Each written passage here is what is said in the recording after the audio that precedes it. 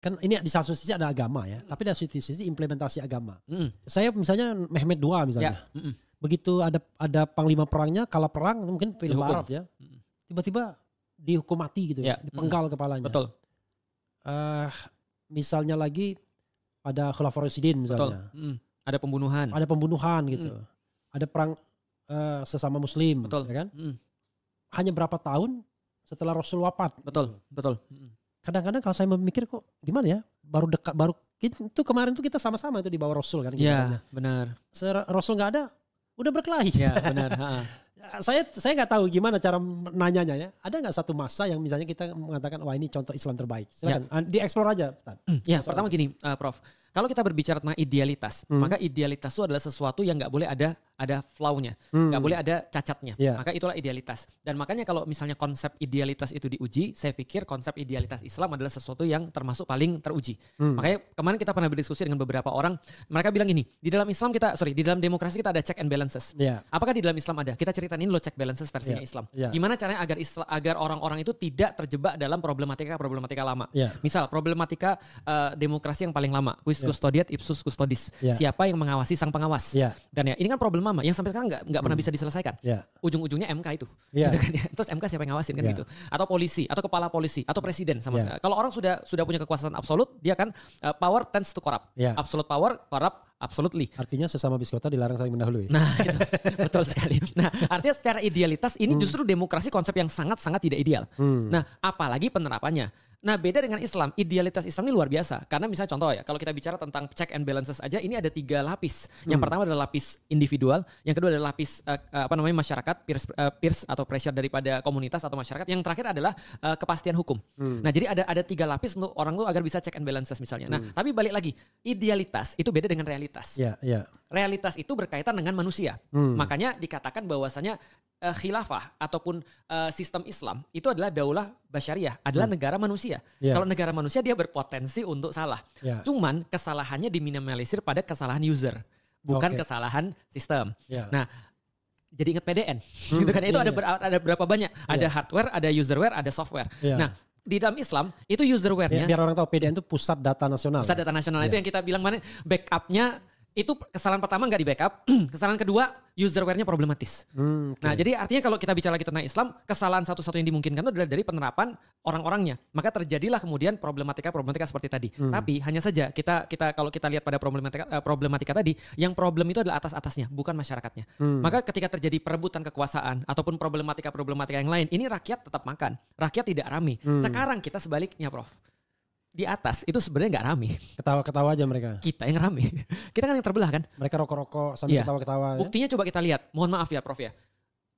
Saya selama hidup di Indonesia tidak pernah mencatat pembelahan lebih besar daripada cebong dan kampret 2019 dan saya nggak setuju banget dengan itu. Dari awal saya nggak setuju banget. Kok bisa kita cuma meminimalisir atau mensimplifikasi orang jadi cebong dan kampret? Kalau lu bukan cebong lu pasti kampret, kalau lu kampret lu pasti cebong. Gitu kan ya. Cuma 2 itu aja. Tapi kita lihat 2024. Dan di tengahnya Jokowi itu. Betul. Dan 2024 sebagai benchmarknya kan. Benchmarkingnya dia. Betul. Nah, dan jadinya seperti apa ketika 2024? Pembelahan yang sedemikian besar. Ternyata itu aja. Ini kan harusnya menjadi sebuah pelajaran dong kepada kita bahwasanya orang itu tidak layak diperjuangkan karena people change. Tapi ideologi atau kebenaran atau aktivitas yang benar itu nggak bisa berubah. Maka bukannya harusnya kita menginvestasikan perhatian kita dan loyalitas kita pada ideologi atau aktivitas yang benar ini. Kan sebenarnya seperti itu. Nah, maka kalau kita bahas balik lagi, Islam itu adalah idealitas, realitasnya itu yang kita coba untuk tarik mendekati realitasnya. Itu yang pertama. Yang kedua, sepanjang sejarah Prof, kalau kita lihat ya, separah-parahnya Islam itu masih lebih baik daripada sistem apapun yang pernah terjadi. Dan kalau ditanya, yang paling ideal itu seperti apa? Realitas yang paling mendekati idealitas itu seperti apa? Maka jawabannya tentu saja ketika Rasulullah di Madinah. Itulah idealitas yang paling mendekati realitas. Dan kemudian setelah itu ya Khulafaur Rasyidin. Setelah itu ya berarti kekhilafan Umayyah. Setelah itu Abbasiyah, setelah itu kemudian Utsmaniyah. Itulah makin lama makin jauh. Walaupun sebenarnya tidak semua raja atau sultannya itu tidak semua sultan Yazid itu nggak bisa dijadikan Yazid bin Muawiyah ketika ada problematika dengan Ahlul Bait dan segala macam itu adalah tadi kesalahan-kesalahan dalam sejarah. Sebagaimana ketika Utsmani yang terakhir ada banyak sekali kesalahan-kesalahan dalam penerapan Islam kan. Seperti ada kayak orang yang dikebiri itu Kasim misalnya kayak gitu-gitu, atau misalnya dia punya istri lebih daripada 4, atau ada sultan-sultan yang mabuk-mabukan. Tentu saja kita tidak pungkiri itu. Yang dipenggal ketika kalah perang. Nah, itu kalau kasusnya Muhammad Al-Fatih kita bisa lihat pertama kita tidak bisa ngejudge sejarah dari cuma satu referensi. Maka kalau yang selama ini saya lihat Muhammad Al-Fatih jelas temperamental, jelas ambisius. Oh memang itu ya, memang tipenya memang begitu. Oke, memang penggambarannya begitu ya. Penggambarannya tidak begitu. salah filmnya itu ya. Tidak salah. Dan itu anak 21 tahun. Okay. Kita bisa bayangin anak 21 tahun sekarang seperti apa, dan itu lagi hot-hotnya di zaman itu. Dia 21 tahun memimpin pembebasan kota Konstantinopel, dan setahu saya yang salah satu yang benar-benar langsung dieksekusi penggal itu adalah Halil Pasha. Halil Pasha itu adalah setelah itu semacam kayak paman tapi sebenarnya senior advisor. Jadi kayak ketua daripada penasehatnya Muhammad Al-Fatih. Dan itu dilakukan setelah beberapa lama dia mengumpulkan bukti bahwa ini memang mendapatkan sogokan daripada orang-orang Yunani. Ada lagi yang dihukum misalnya Baltaolu, Sulaiman Baltaolu, ketika dia kemudian gagal untuk mengeksekusi pasukan laut, dia diturunkan dan kemudian dihukum tapi tidak dibunuh. Diampuni dia. Tidak dibunuh, dihukum, diturunkan dari jabatan karena nggak bisa melakukan tugas dengan baik. Gitu, diganti dengan Hamzah Pasha. Tapi yang ada yang melawan pasukan Eropa itu akhirnya di pas pulang dihukum mati. Mungkin bisa jadi karena pada saat itu ya salah satu hukum yang diberlakukan adalah hukuman mati. Ketika memang kalau kita zaman sekarang kan ada pelanggaran level rendah, ada pelanggaran level berat. Kalau kayak treason itu kan sudah level berat ya, membocorkan rahasia negara. Ya, ini kalah perang nih. Kalau kalah perang sih setahu saya nggak pernah dihukum mati. Oh berarti filmnya kalau versi barat tuh ya. Betul mungkin. Tapi kalaupun dihukum mati ya berarti itu bukan hukum Islam gitu ya. Tapi mungkin sekedar penyimpangan, kita bisa katakan begitu. Kalau kita lihat ya, yang namanya sejarah Islam ini kan membentang. Betul. At least sampai tahun 1926 ya kalau kekhalifahan ya. 24 ya sampai 1924. Tiba-tiba orang ngeri sedap. Wah. 100 tahun ya kan akan dibangkitkan ya kan? Ya, pemimpin baru. Betul. 2024 ternyata pemimpin yang itu. Iya betul. itu bisa dikonfirmasi ya, lebih dielaborasi. Ya, sebenarnya sudah ada banyak sekali studi tentang kebangkitan Islam. Setidaknya studi ini melibatkan studi-studi yang lain. Misal Samuel Huntington itu pernah punya buku Clash of Civilization. Dia sudah memprediksi bahwasanya sebuah agregasi daripada peradaban itu adalah sesuatu yang tidak bisa dielakkan, inevitable kan itu kan ya. Maka dia waktu itu bilang bahwa misalnya nanti dunia akan terpolarisasi. Ada Amerika, ada kemudian Eropa, ada dunia Islam dia sebutkan pada saat itu. Kalau nggak salah juga sama ya, Francis Fukuyama juga pernah menulis tentang hal-hal yang sama, tentang bagaimana dunia itu akan terbentuk ke depannya, tren dunia akan terbentuk ke depan seperti apa. Nah, kalau kita lihat daripada tren itu, kalau Eropa aja merasa perlu untuk bersatu untuk melawan hegemoni daripada Amerika, misalnya setidaknya dalam bidang mata uang ya. Nah, maka orang-orang Islam sekarang sudah mulai mencicipi pemikiran yang sama. Ketika kasus Baitul Maqdis, ketika kasus Palestina, mereka jadi ngerti, oh ternyata kita tidak bisa berjuang sendiri-sendiri. Berharap pada Arab, negara-negara Arab tidak mungkin. Berharap pada PBB tidak mungkin. Maka harus ada satu kekuatan yang menyamai kekuatan-kekuatan yang dibuat oleh Barat untuk mendukung Israel. Yang paling gampang gini Prof. Ketika terjadi pembantaian itu, Amerika kan membantu Israel dalam bentuk military aid. Dan itu 40 triliun sekali bantu. 40. Sementara kita itu cuma bantu humanitarian aid yang jumlahnya jauh banget di bawah itu, dan itu humanitarian aid dan gak bisa masuk ke tempat. Ini kan sesuatu yang jomplang. Ibaratnya masalahnya apa, bantuannya apa. Kalau terjadi gempa misalnya di Aceh misalnya, tsunami di Aceh atau gempa di Tasik atau di mana, kita kasih humanitarian aid itu benar karena gempanya sudah selesai, problemnya is solved. Masalahnya adalah ini masih ada problem di situ. Problemnya adalah problem military. Sementara kita nggak bisa berbuat apapun secara military. Maka orang-orang mulai mencicipi pemikiran-pemikiran itu. Kayaknya harus ada nih yang mulai untuk bangun satu kesatuan. Seperti dulu ketika Euro itu bangun dalam bidang mata uang. Kita bisa nggak sih bersatu? Orang kita secara alamiah agama kita satu. Orang kita secara alamiah diarahkan pada satu kiblat. Orang zaman dulu kita pernah bersatu, setidaknya sampai masa Utsmani. Maka pemikiran-pemikirannya mulai muncul sesuai dengan tesisnya Fukuyama atau Huntington tadi. Itu yang pertama. Yang kedua, Arab Saudi bikin satu tema 2030. Jadi apa tuh namanya ya? Kalau nggak salah ya. Saudi 2030, aku lupa temanya. Tapi kemudian sekarang orang-orang semenjak perkembangan dunia terbaru, setidaknya 2030 menandakan banyak hal. Ada perubahan besar, perubahan energi, karena dunia sekarang lagi mencari energi baru untuk menggantikan energi fosil, makanya Arab Saudi harus ganti energi fosilnya menjadi energi terbarukan 2030 gitu kan ya, Saudi 2030 itu. Lalu kemudian setelah perubahan-perubahan banyak itu sekarang diganti menjadi 2027. Menarik 2027 karena banyak yang memprediksi 2027 akan ada perubahan besar. Termasuk dalam beberapa podcast itu ada juga 2027. Maju 3 tahun setelah kasusnya Palestina. Jadi ada satu pemantik yang sehingga perubahan ini jadi jauh lebih cepat 2027. Dan 2027 itu yang lebih menarik lagi, Syekh Ahmad Yasin ketika masih hidup, dia ditanya, kapan Israel hancur? 2027. Wallahualam bishawab. Ini mendekati kan 2024 nih sekarang nih, 100 tahun katanya nggak ada khilafah. Apakah pasti 2024? Saya nggak terlalu mau untuk memperdebatkan itu karena bagi saya tanggal tuh nggak penting sama sekali. Bagi saya yang paling penting adalah apa yang terjadi sehingga mengakibatkan sebuah perubahan besar. Dan saya yakin kalau ini terus kita jaga seperti ini, 2027 bisa jadi ada shifting yang cukup besar. Harusnya sih. Jadi kalau kita lihat ya, kan sejarah Islam itu dari tahun kurang lebih ya 620 lah ya. Betul. Mungkin ya. 610, 620 Masehi, kemudian ke 1924. Betul. Berapa tahun tuh? Sekitar 1300. 1300. kalau dihitung Indonesia merdeka itu sih baru berapa puluh tahun gitu ya. Iya. Maksudnya saya kadang-kadang kenapa kita Ustadz merasa nggak tiba-tiba kok kita dipotong cara berpikirnya. 1300 berapa ratus tahun itu nothing. Betul. Gitu. Bahwa inilah kalau yang Fukuyama tadi di End of History dia mengatakan kapitalisme itulah yang menang katanya. Ya, betul. Nah, seolah-olah nggak ada alternatif lagi. Kapitalisme, demokrasi Barat, betul. Itulah yang akan menang. Sejarah sudah berakhir. Betul.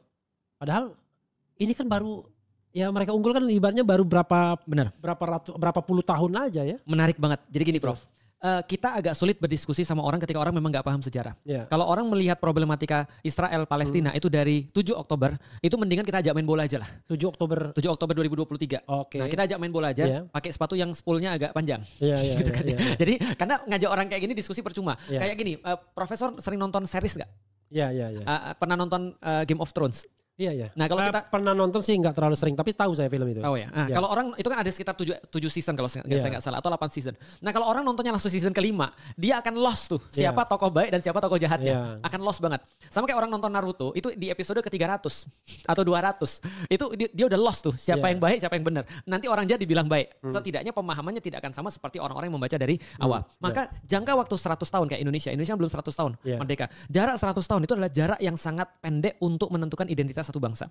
Maka kalau kita mau menentukan identitas satu bangsa, kita harus mundur lagi misalnya jauh ke belakang untuk melihat sebenarnya identitas orang Indonesia ini seperti apa. Nah, persis seperti sekarang. Jangankan kita, Prof. Orang Amerika aja bilang mereka sudah 200 tahun bikin Amerika. Itu masih muda mereka tuh. Dibandingkan Persia yang 1200-an tahun.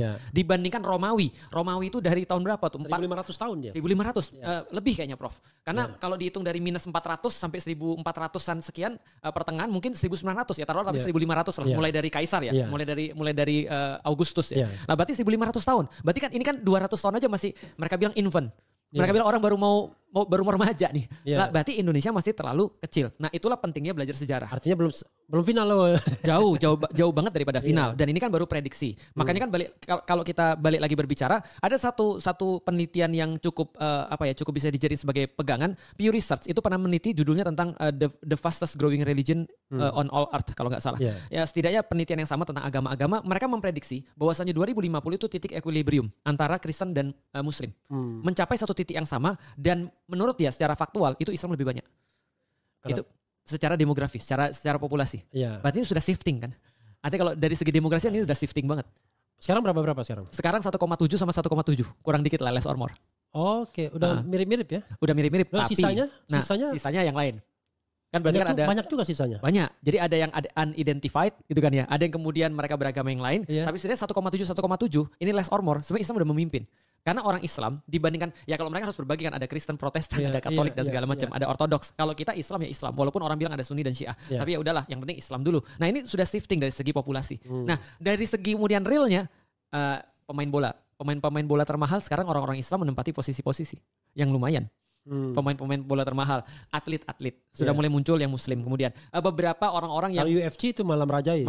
Beberapa orang-orang imigran sudah mulai masuk kemudian ke dalam panggung-panggung politik dan seterusnya. Bukan tidak mungkin 2050 itu sudah terjadi change of power minimal Muslimnya, walaupun bukan as a nation atau as a unity gitu. Tetapi tiba-tiba Ustadz merasa nggak kalau dunia ini growing fast tapi kok Indonesia regresif malah ya. Betul. Kok ada kecenderungan begitu gitu. Itu yang dibahas juga sama Pew Research. Jadi lucunya adalah Indonesia kan sekarang negara muslim terbesar di dunia. Mungkin saat kita berbicara ini boleh di googling, mungkin tidak lagi. Dan 2050 menurut Pew Research kita disalip. Kalau nggak salah sama Bangladesh atau Pakistan. Oke. Jangan-jangan banyakan India katanya orang sekarang. Bisa jadi. Dari segi number ya. Cuman mereka kan tidak teridentifikasi secara baik kan. Benar. Dan tidak sebebas kita. Nah artinya kita tuh nggak normal. Artinya kita tuh nggak normal. Kita malah turun. Nah yang saya baca dari segi penelitian itu apa yang menyebabkan satu education. Jadi pendidikan. Balik lagi literasi Prof. Kita mau mengharapkan apa? Kemarin kita bahas banyak tentang judi online. Kita bahas tentang pinjaman online. Dan kita tahu judi online, pinjaman online, segala macam yang kayak gitu-gitu itu menyasar pada negara-negara dengan literasi rendah. Karena kalau mau bohongin orang, syarat pertama adalah orangnya nggak boleh pinter. Kalau orangnya pinter nggak bisa dibohongin. Nah, kalau ada silogisme gimana nih? DPR banyak terpapar judi online, kan? Yang bisa dibohongi orang yang tidak pinter. Betul. Jadi DPR tidak pintar, jelas. Karena gini, saya baca beritanya Dok. Jadi gini, sekarang judi online bukan hanya menimpa orang-orang yang berpenghasilan rendah, tapi juga orang-orang intelek. Saya bilang saya nggak setuju dengan berita itu. Kenapa? Intelek tuh nggak judi. Jadi bandar dia minimal. Ya kan? Nah tapi kemudian kalau dikatakan intelek judi itu tanda bahwa dia tuh nggak intelek. Sama kayak gini Prof, ini kita jadi kemana-mana. Tapi nggak apa-apa ya. Gak apa-apa. Ada orang abis nonton film Ipar Adalah Kematian. Ya, yang orang selingkuh lah. Terus ngelihat banyak sekali kasus-kasus selingkuh yang ada di Indonesia. Termasuk orang-orang ngomong, iya saya itu juga kisah asli. Saya waktu itu bawa adik saya akhirnya kemudian selingkuh sama suami saya dan segala macam. Muncul orang-orang bilang begini Prof. Mending mana kalau gitu? Orang agama tapi dia selingkuh atau orang brengsek tapi setia? Ini kan gak mikir nih. Iya. Gimana ceritanya? Kalau dia paham agama dia gak selingkuh. Kalau dia selingkuh berarti dia gak paham agama. Kalau dia brengsek mana mungkin setia? Iya. Jadi ini gak main. Nah, artinya balik lagi kalau kepada kasus seperti tadi kita bicara tentang apa namanya Islam dan tentang kemudian masyarakat. Masyarakat itu sebenarnya adalah yang harus dididik terlebih dahulu agar kemudian Islam itu bisa jadi seperti idealitas yang kita inginkan. Atau setidaknya ya, walaupun regresi tapi minimal bisa untuk diperlambat. Tidak seperti yang disampaikan sama prioritas itu. Satu masalah edukasi, dua masalah imigrasi, yang ketiga adalah masalah convert. Itu yang mereka bahas. Leadership enggak? Leadership itu ujungnya nanti kepada literasi, kepada edukasi. Karena efek paling instan menurut saya pada sebuah leadership adalah literasi. Jadi sebenarnya kalau dikatakan apa sih yang dilakukan oleh Nabi Muhammad sebenarnya? Nabi Muhammad itu menaikkan taraf pemikiran.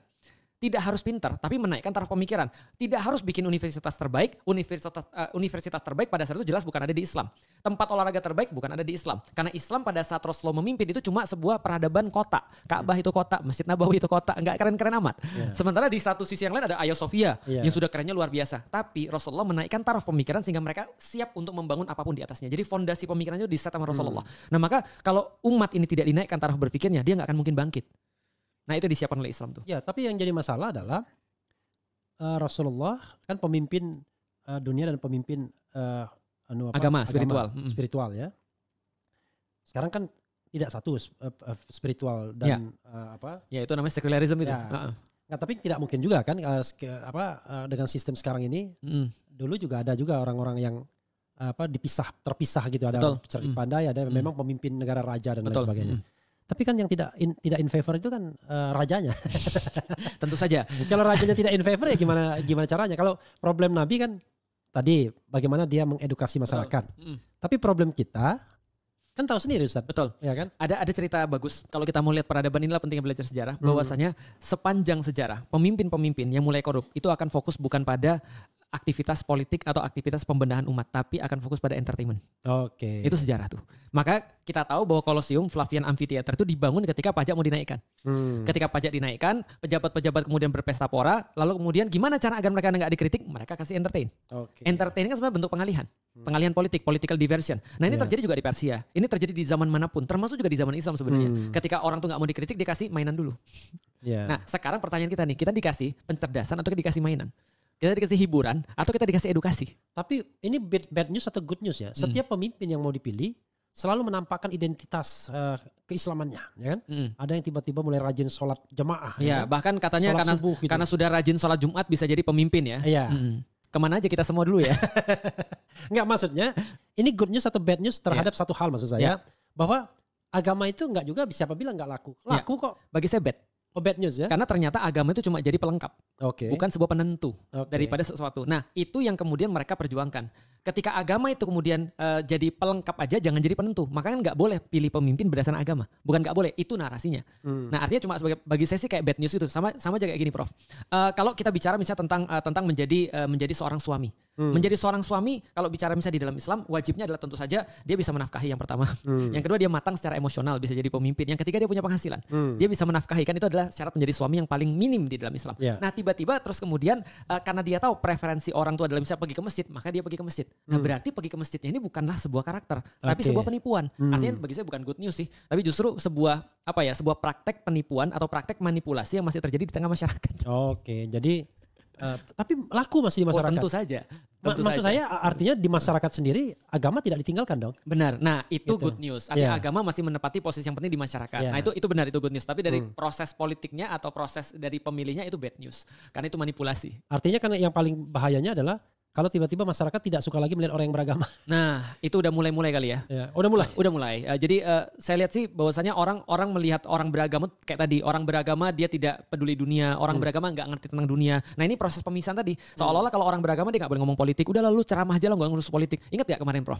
Soalan kasus Gibran ketika mau mencalonkan jadi wakil presiden. Yeah. Waktu itu kan begitu kemudian ada akademisi ngomong. Apa yang orang bilang? Lu ngajar aja lah. Iya. Ngapain lu ngomong tentang politik? Udah lu ngajar aja. Ustadz ngomong, udah lu ceramah aja lah. Ngapain lu ngomong tentang politik? Apalagi ngomong, siapa lagi ngomong? Pakar ahli ngomong. Yeah. Udah lah lu bikin ini aja, lu bikin podcast aja lah. Ngapain lu ikut-ikutan ngomong? Tapi begitu influencer ngomong, nah ini baru benar nih. Ini apa nih? Gitu kan ya. Ada orang yang punya edukasi, mereka punya kapabilitas, mereka ngomong, mereka disalah-salahin. Tapi begitu ada influencer ngomong, gak apa-apa kayak gitu. Lantas orang-orang bilang, ini baru benar nih. Padahal dia gak punya kapabilitas sama sekali. Nah ini balik lagi ke aku. Kalau aku lihat ini aku yang jadi sendiri sih. Okay. Karena aku belum bisa mendidik umat dengan baik. Yakin gak belum bisa mendidik umat ya? Atau karena realitasnya itu adalah realitas hegemoni? Maksudnya dari 2.000 orang, itu hanya 5 orang aja yang bicara dan dia menguasai alat komunikasi kan? Benar. Tetap salah kita. Oh tetap salah kita. Karena gini Prof, kalau kita mikirin itu bukan salah kita akan stres. Karena kita akan berpikir dan mencoba mengubah sesuatu yang di luar kendali kita. Tapi kalau secara pribadi, yang saya kuasai adalah lisan saya, yang saya kuasai adalah tangan saya, maka saya menganggap saya belum cukup untuk berbuat sesuatu. Atau ada sesuatu yang harus saya ubah supaya saya bisa menjangkau lebih banyak orang. Nah itu lebih mudah bagi saya tuh. Ada satu lagi soal metode ya. Metode menyampaikan. Ada alasan tertentu misalnya, saya udah pernah tanya, orang udah pernah tanya ke Ustadz ya. Mana yang lebih penting? Gaya, penampilan, ya kan? Gaya bicara, penampilan fisik dengan baju, atribut dan lain sebagainya, atau apa? Karena dalam hal berkomunikasi sama ini ya, kalau substansi, kalau dia paham. Tapi kan itu kan pintu gerbangnya nggak kebuka kalau komunikasinya. Betul. Nah itu ada apa pilihan Ustadz untuk menyampaikan itu? Karena saya lihat Ustadz kan ada kan yang ini mohon maaf ya, ada yang harus pakai imamah. Iya betul.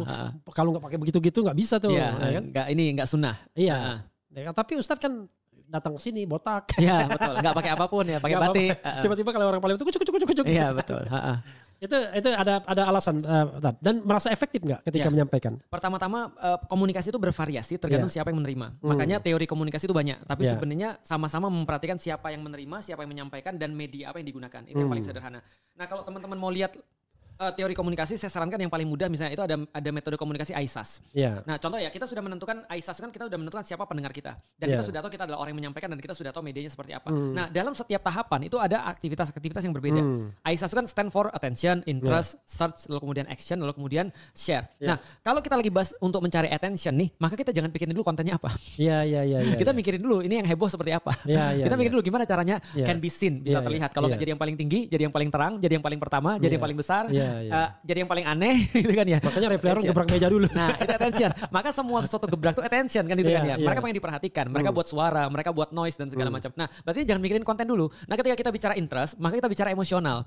Maka kita gak bicara lagi tentang bagaimana untuk menarik perhatian orang. Tapi bagaimana agar orang tuh tertarik pada kita. Interest itu adalah bagian emosional. Kalau ini bukan bagian emosional, ini bagian orang tahu aja. Nah jadi kalau misalnya attention itu menjawab pertanyaan what, kalau ini sudah menjawab pertanyaan, sudah masuk ke why. Kenapa aku harus follow kamu? Kenapa aku harus dengerin kamu dan segala macam. Nah ini berarti masuk interest. Nah kalau dia sudah masuk ke action, maka ke search misalnya, maka kita bukan berbicara lagi tentang attention dan interest, kita udah berbicara tentang referensi. Dan seterusnya. Nah, maka setiap tahapan ini ada aktivitas sendiri-sendirinya termasuk dalam dakwah. Dan jawabannya adalah, jawaban daripada pertanyaan tadi, apakah efektif atau tidak? Efektif atau tidak itu bukan hak kita, tapi hak yang dengerin. Nah kalau yang dengerin ini semakin banyak, maka itu efektif. Kalau yang dengerin ini semakin memahami, itu efektif. Dan saya melihat, mengukur dari situ. Tapi kadang-kadang itu terkait dengan kontroversi juga tuh, Tat. Nah, kontroversi itu di attention. Tapi kalau sudah tidak salah ya? Tidak salah. Kalau sudah sampai di sini tidak boleh lagi main kontroversi. Jadi contoh nih, kalau sudah masuk dari search ke action, maka dia sudah masuk kepada how to. Jadi tidak masuk lagi pada what and why. Tapi sudah masuk ke how to. Gimana nih cara aku untuk berjuang nih? Apa yang aku harus lakukan? Dari action menuju ke share. Berarti dia harus memperbanyak sesuatu yang bersifat proud. Nah, konten baru masuk di situ. Nah, jadi konten yang ditaruh di sini dulu. Untung ada Ustadz. Jadi bisa dijelaskan ya kenapa Refli Harun tiba-tiba gaya komunikasinya marah-marah dan lain sebagainya. Kalau kita sudah nah itu orang tua nanti yang dengarkan. Benar. Itu tepat sekali. Ustadz. Sekarang ini ada fenomena baru ya. Soal terkait dengan isu perpindahan agama. Kan? Convert. Tapi ada bilang revert ya kan. Ustadz masuk wilayah itu nggak? Walaupun saya tahu Ustadz juga mu'alaf. Yeah. Soalnya ini kan ngeri-ngeri sedap nih. In the name of Pancasila ya kan, on behalf negara yang toleransi dan lain sebagainya. Itu masuk wilayah itu nggak Ustadz sekarang? Kalau saya lihat kebebasan beragama itu termasuk yang dijamin di dalam Indonesia. Artinya orang bebas gitu ya? konstitusi, orang bebas memilih agama apa saja. Yeah. Nah, namun balik lagi kalau saya salah tolong dibenerin ya Prof ya. Yeah. Kalau saya nggak salah agama itu kan termasuk salah satu bagian daripada sumber hukum ya daripada di Indonesia, sumber hukum positif. Ya nggak sih? Atau pertimbangan agama gitu. Bukan. Jadi yang namanya sumber hukum itu ada macam-macam, ya kan?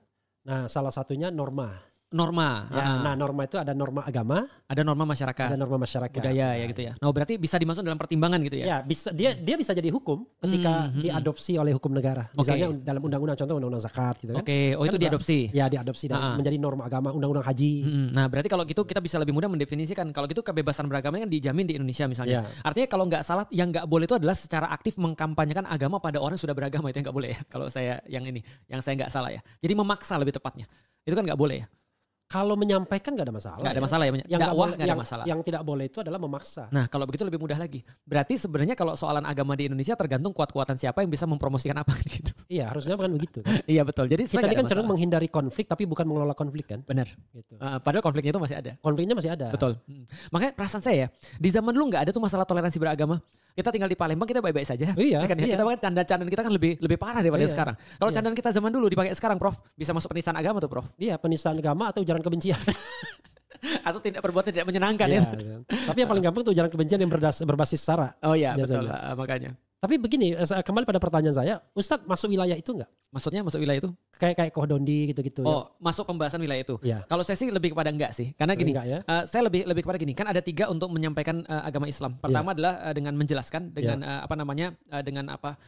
dengan contoh ya hikmah. Yang kedua adalah dengan pembelajaran. Yang ketiga adalah dengan debat. Nah, saya tuh masih menghindari jalur debat ini. Kecuali Abu Janda waktu di LC dulu. Believe it or not itu nggak direncanain. Jadi waktu itu ini baru saya buka di sini sih. Yeah. Waktu itu saya bilang pada tim di TV, saya itu cuma mau datang kalau saya lihat itu kondisinya bagus. Dan salah satu kondisi yang nggak bagus adalah saya tuh malas memberikan panggung pada orang-orang yang bermasalah. Jadi saya udah nanya ini siapa aja yang hadir nih. Nah dan nggak ada nama yang dimaksud. Maka saya mau. Begitu saya datang ada. Jadi ya udahlah. Jadi artinya saya bilang ya udahlah namanya juga sudah kejadian ya. Tapi kalau saya secara pribadi, believe it or not juga itu yang paling viral sampai sekarang. Puluhan juta yang nonton. Ya, makanya. Artinya kalau saya sih saya tidak mendefinisikan diri saya sebagai seorang pendebat ya atau tidak mendefinisikan diri saya sebagai seorang apologet kalau misalnya dalam agama Kristen atau di dalam agama Islam adalah seorang misalnya penjelas agama ya kepada agama lain. Saya sih belum masuk ke ranah itu sih. Kan biasanya kan orang ketika dia convert itu ada alasan macam-macam. Betul. Alasan dia tahu betul agama semulanya. Benar. Dan dia menemukan keanehan-keanehan, lalu dia cari perbandingannya kayak Kohdondi kan. Betul. Tapi ada orang yang tidak pernah mempraktekkan agamanya. Tiba-tiba masuk nilai baru dan dia tertarik dengan nilai baru itu tanpa ada perbandingan. Nah, Ustadz yang mana? Saya termasuk yang kedua kayaknya. Karena itu Ustadz nggak pernah bicara tentang agama sebelumnya. Benar. Kalaupun saya berbicara tentang agama sebelumnya hanyalah pengalaman pribadi. Ya, contoh bukan ilmu yang dipelajari secara sungguh-sungguh. Betul. Makanya kemarin ada protes kan, Felix ini salah kamar. Loh, saya tuh cerita pengalaman saya. Saya cerita kenapa saya memilih Islam. Nah, pasti ada berkaitan dengan yang tadi. Berarti itu yang kemudian saya katakan bahwa saya bukan seorang ilmiah. Saya lebih tertarik kepada Islam ketimbang dengan agama yang lama. Bukan karena perbandingan ya. Betul. Tapi fun fact, Prof. Saya ketika masuk agama Islam, saya merasa bahwa Islam tuh kayak beda dengan agama Katolik, agama saya yang lama. Tapi semakin lama saya mempelajari agama Islam, saya semakin yakin bahwa saya ini dari sumber yang sama. Contoh misalnya Prof ya, contoh yang sederhana. Dulu kan kita anti banget nih, wah dia dibaptis nih. Kan dibaptis itu kan dimandikan Prof. Iya. Nah pertanyaannya di dalam Islam seperti apa sih kalau ada orang mau masuk Islam? Wudhu lah disuruh. Ternyata ketika ditanya pada Mus'ab bin Umair, dia menjawab dan tentunya dia pelajari dari Rasulullah kan ya. Maka dia berkata ketika ditanya sama orang-orang, bagaimana caranya kalau kami mau masuk Islam? Dia berkata, kamu mandi. Kamu syahadat dan sholat 2 rakaat. Berarti salah satu sunnahnya adalah mandi. Mandi apa? Mandi wajib itu. Permandian itu kalau di kita namanya mandi wajib. Sama sebenarnya. Sama-sama puasa, sama-sama kemudian punya sholatnya dan segala macam. Ya cuma bedanya apa ya? Jelas ada beda. Kalau enggak ngapain saya muslim gitu kan ya. Tapi maksudnya potensi konflik sama-sama itu melarang memakan babi. Iya betul. Sama dan segala macam. Jadi potensi konfliknya sih jauh lebih sedikit sih kalau sekarang. Jadi saya melihat bahwa kayak contoh kayak gini ya Prof ya. Saya melihat bahwasannya orang-orang yang ketika dulu mereka dalam tanda kutip ya mewartakan ajaran agama mereka, itu kayak ketika saya mendakwakan agama Islam. Karena ini kan satu sebenarnya dari awal sampai akhir. Kita juga mengakui Nabi Isa, kita mengakui Musa, kita mengakui Daud dan segala macam. Nah, dan kita tidak membeda-bedakan mereka, termasuk orang-orang yang beriman di zaman itu, mereka juga bagian daripada kita. Ya makanya ini ada pertanyaan ya. Boleh nggak nitip pertanyaan? Boleh. Katanya soal kitab Hanok. Pernah dengar ya kitab Hanok? Oh belum. Karena itu nggak relevan nanya ke beliau. Itu tanya ke Dendi itu. Kitab Henok ya. Ya, jangan tanya yang nggak ahli. Tanya ke Dendi. Karena Henok itu kalau menurut Dendi katanya sumber Bible. Bisa Yahudi, jadi. itu. Karena kalau kayak gitu Prof, nanti orang-orang sana pasti akan bilang Al-Quran juga nyontek kitab ini kata dia. Iya. Dan memang lebih baik menghindari perdebatan eyal-eyalan. Iya benar. Ya, karena nantinya jadinya kebencian. Iya. Dan tiba-tiba dilaporkan kita.